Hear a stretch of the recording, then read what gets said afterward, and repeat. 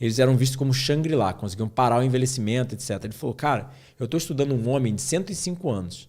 O cara me deixa para trás em tudo que eu faço. E eu sou um médico muito saudável, em forma, praticante de atividade física, de 50 anos da sociedade ocidental. Para a sociedade ocidental, eu sou muito saudável. Esse cara, de 105 anos, me deixa para trás em tudo que ele faz. Aí você tem a noção. Os caras viviam primariamente de damasco e vegetais. Cozinhavam um pouquinho. Comiam um pouco de proteína animal? Comiam. Só que como coisa festiva, a proteína animal. Uma coisa muito esporádica. E o cozimento era um pouquinho e germinava alguns grãos, etc. Mas a base da dieta era fruta. Vai falar que eles tinham deficiência, entende? Eles são famosos, vários médicos que foram para lá, pessoas, jornalistas, etc. Falavam, cara, os caras são diferenciados, total. E eu via meu pai, por exemplo. Meu pai era imigrante italiano. Nasceu em roça, 80 anos atrás, né? No Espírito Santo. Eu juro por Deus, se eu pudesse voltar no tempo e falar para meus pais para viver de forma saudável, para eu viver de forma saudável, para ter o corpo do meu pai, eu faria. O bicho era um troglodita, parecia um gorila. Largo, estrutura óssea muito larga, pelo, os dedos eram 2, 3 vezes mais grossos que o meu. E assim, ele fumava, bebia, gordo, obeso, a gente ia jogar ping-pong, ele me ganhava. Eu falava, caramba, cara, eu sou bom no ping-pong comparado à maior parte dos meus amigos, eu jogo muito bem. Tudo ele fazia melhor do que eu. Tudo. Você acha que é o quê? Você acha que é genética? Eu herdei a genética do meu pai. Mas os fatores epigenéticos, transgeracionais, como a gente chama, programação metabólica, que é como o organismo está sendo programado para funcionar na infância, no ventre da mãe, os fatores genéticos que a gente passa por estilo de vida, por exemplo, se eu fumo, eu já prejudico minha epigenética e vou danificar o DNA do meu filho, e por vários outros fatores, né? Mas Isso é interessante.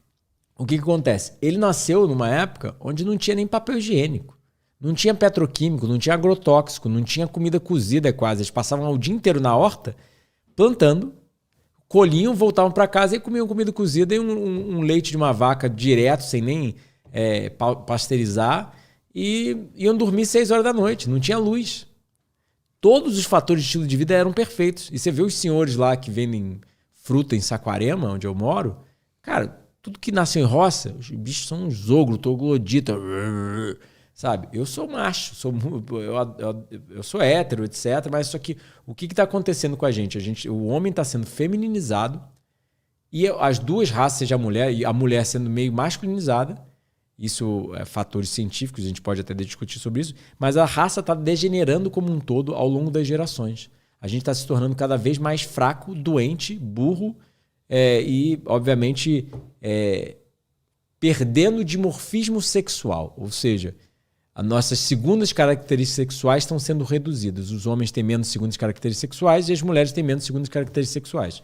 As mulheres estão perdendo cintura fina, quadril largo, o seio, o acúmulo de gordura nas partes certas, a voz fina, etc. E o homem está perdendo o ombro largo, o ombro em V, a quantidade maior de testosterona que marca mais músculo e menos percentual de gordura, a voz mais grave e por aí vai, né? Então, até mesmo, por exemplo, tem uma civilização no Nordeste que eles são muito expostos a agrotóxicos, os filhos nascem com criptorquia, hipospadia e micropênis. Ou seja, 35% a mais de incidência de criptorquia, hipospadia e micropênis. Ou seja, o que é criptorquia e hipospadia? Criptorquia é quando o escroto nasce dentro do abdômen. Ou seja, a criança não tem bolas. Hipospadia é quando a uretra vem para baixo do escroto. Ou seja, é como se fosse a vagina, vem para baixo ao invés de vir para frente. Uhum. Entende? E micropênis é quando o pênis é menos de 10 centímetros. Ou seja, são sinais de femininização, porque a gente sabe que esses agrotóxicos são reprotóxicos, ou seja, são toxinas do sistema reprodutor que causam malformação e alteração epigenética transgeracional. Isso pesquisa do Skackelbeck, entre vários outros, já desde a década, eu acho que de 80, 70. E desde 1970 a gente já tem hipossex na literatura com caramujos desenvolvendo vaginas. Né, ou algum outro animal que grudavam nas paredes dos cascos dos navios, eu não me lembro exatamente. Mas ou seja, o estilo de vida moderno. Eu não sabia sobre esses dados, porque o que eu tinha ouvido falar já era aquela relação entre o aumento dos agrotóxicos e o autismo. Mas eu não tinha ouvido falar disso, cara. Essas toxinas geralmente são neurotóxicas, imunotóxicas, cancerígenas, reprotóxicas, entende? O que afeta um sistema, afeta o outro sistema. Você não consegue afetar um sistema só. Porque o ser humano ele tende a dividir. Isso é um dos problemas da medicina, né? Você vai no oftalmologista, ele fala, não, eu sou oftalmologista do olho esquerdo. Você vai no meu amigo aqui, que ele é oftalmologista do olho direito. Entende? Tipo, é tudo separado hoje em dia. Como se...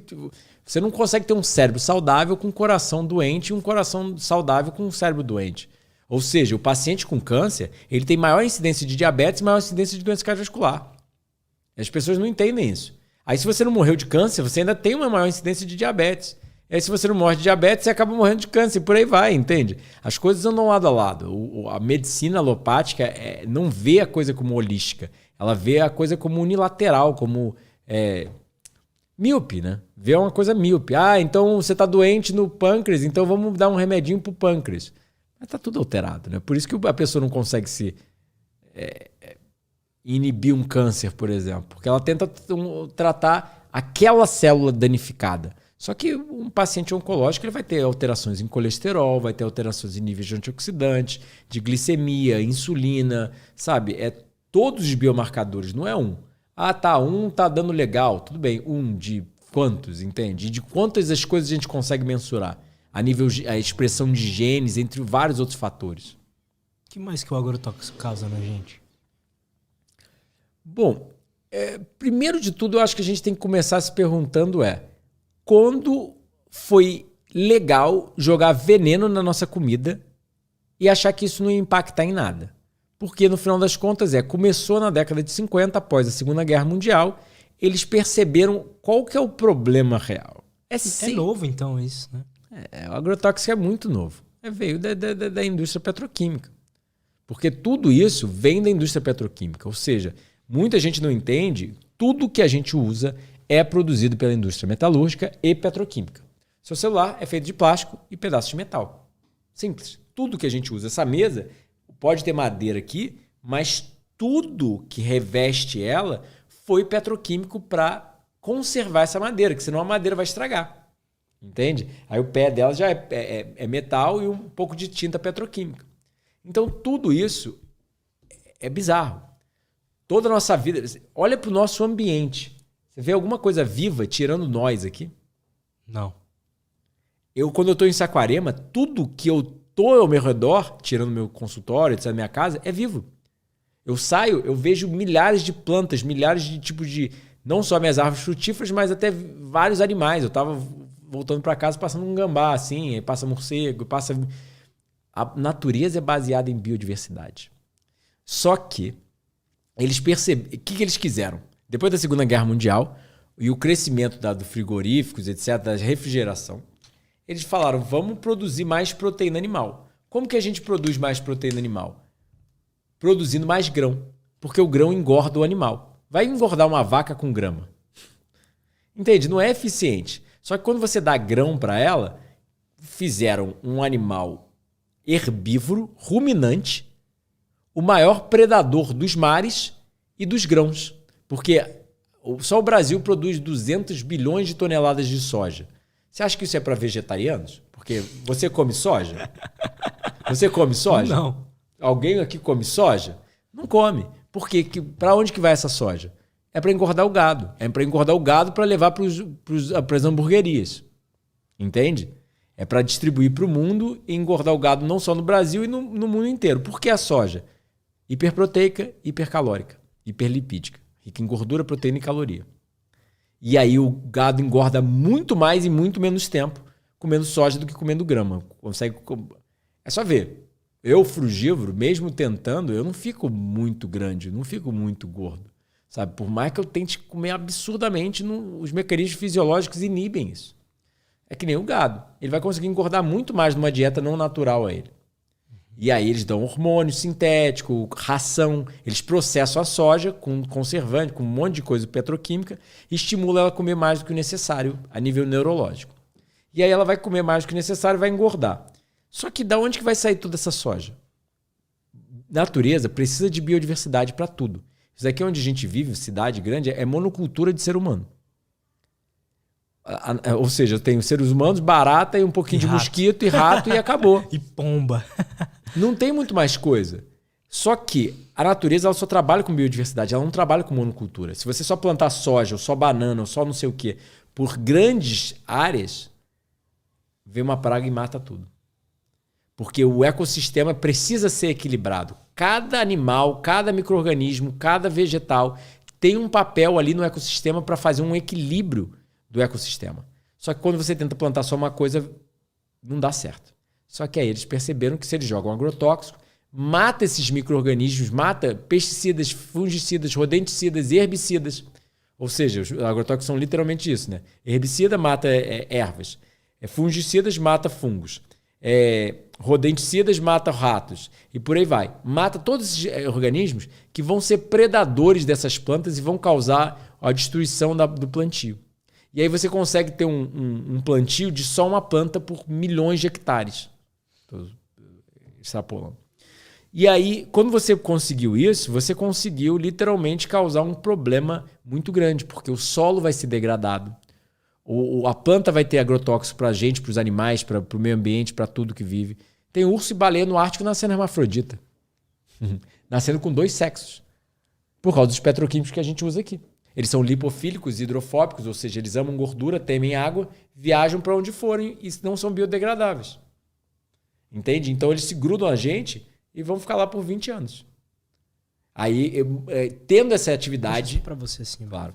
Aí, tendo essa atividade estrogênica e antiandrogênica, ou seja, agem como hormônio feminino e bloqueiam o masculino.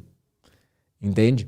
Então, o homem acaba ficando com menos testosterona, menos hormônios masculinos, por causa, literalmente, que ela sequestra a célula, ela se gruda ao receptor da célula, um hormônio sintético feminino, e aí causa esses efeitos maléficos que a gente tem visto. Maior incidência de cânceres, pior prejuízo na reprodução, ou seja, as pessoas hoje em dia são menos férteis. A gente tem clínica de fertilidade. A mulher antigamente não precisava nem fazer sexo, já estava grávida. Mal tocou, já está grávida. Hoje em dia precisa tentar, pagar uma clínica de fertilidade, ficar 3 anos tentando engravidar. Verdade, cara. Entende? Aí o que acontece? Eles perceberam, vamos fazer monocultura e usar agrotóxico para matar tudo e não ter prejuízo na produção do plantio. Aí a coisa sobrevive, mas sobrevive por curto período de tempo. Porque envenenar o sistema e prejudicar o solo nunca é a solução, entende? E aí, daí que veio o agrotóxico e daí que a gente tem que entender como combater ele. Porque realmente a agricultura orgânica hoje em dia, quem vive de orgânico, ainda mais sendo frugívoro, tem que ser milionário. É caro. E eu fico chateado por isso. Não estou falando mal dos agricultores orgânicos, não. É por causa da falta de subsídio governamental, entre vários outros fatores. Porque, não sei se você sabe, se você quer produzir carne, bife, soja no Brasil, você ganha subsídio. Ou seja, o governo vai te dar 1 milhão ali para ir plantar. Entende? Mas quando a gente sabe a nível científico que fruta e vegetal previne diabetes, doença cardiovascular, câncer, se a gente reduzisse todas essas doenças, o investimento em hospitais, remédios, tratamentos, etc., a gente transforma a população doente e depois usa nossos impostos para... A gente transforma a população doente com os nossos impostos, né, subsidiando comida industrializada e proteína animal, e depois gasta mais dos nossos impostos tentando tratar as doenças que são fatores de estilo de vida, não é falta de remédio, não é falta de cirurgia. É falta de sol, de atividade física, de comida orgânica, de comida das plantas e por aí vai. Entende? É aí que entra o problema do agrotóxico. Quer reduzir agrotóxico? Consome menos industrializado e menos proteína animal. Que aí você paga a fruta e o vegetal, você manda uma mensagem para o governo investir mais nessa área, para os próprios produtores de fruta e vegetal investirem mais nessa área e ter menos agrotóxico, porque eu lá em casa, minhas bananas crescem, nunca joguei agrotóxico, nascem umas bananas desse tamanho, enorme. Um cacho de 20, 30 quilos, mais de 35 quilos eu não consigo nem carregar direito com os 2 braços, porque fica meio instável. Entende? Então, assim, é muito simples a coisa. O agrotóxico ele não só causa prejuízos à nossa saúde, como sendo cancerígenos, reprotóxicos, imunotóxicos, problemas neurológicos, entre vários outros cientificamente comprovados. Mas, tem DDT no sangue de americano até hoje. Um dos primeiros agrotóxicos banidos, eu acho que na década de 80 nos Estados Unidos, ele ainda é encontrado no sangue de americanos até hoje. Caralho. Exatamente.